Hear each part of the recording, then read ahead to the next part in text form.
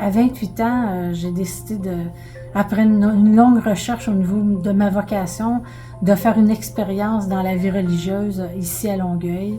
Et puis, ça s'est passé avec une période de candidature. Après ça, 2 ans de noviciat. Puis j'ai fait mes premiers vœux le 6 octobre 1990 à la fête de Mère Marie-Rose.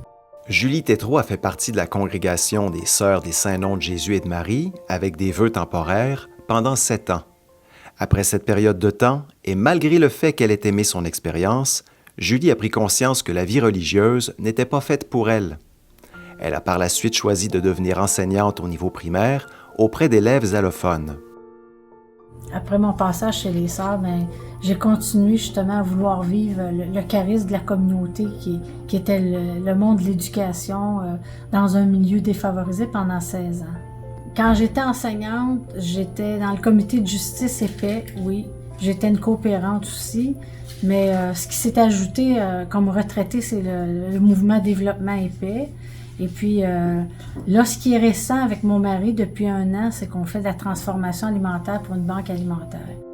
C'est par l'entremise d'une paroissienne qui savait que le Fonds d'aide de l'Ouest de l'île de Montréal cherchait des gens pour préparer des plats à l'aide d'aliments en surplus que Julie et son mari, Michel, se sont lancés dans ce projet.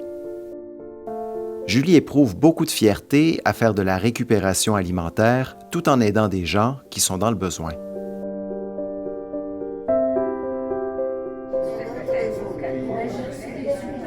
En tant que membre du comité Justice et Paix SNJM depuis plus de 25 ans, Julie se sent évidemment préoccupée par les changements climatiques.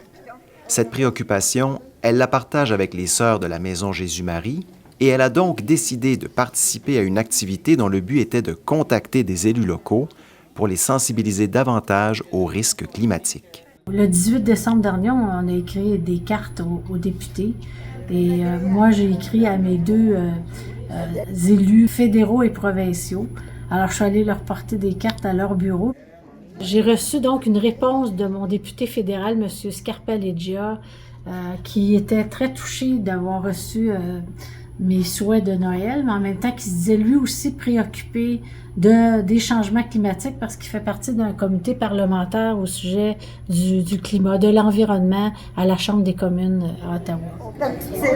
Moi, je trouve que c'est par l'exemple que je dirais qu'on devient contagieux puis qu'on donne le goût, avec le sourire, avec la bonne humeur, pas en faisant des discours de morale, mais je pense qu'en étant un exemple heureux, ça peut donner le goût aux autres. On est plus contagieux quand on est heureux? Voilà, oui.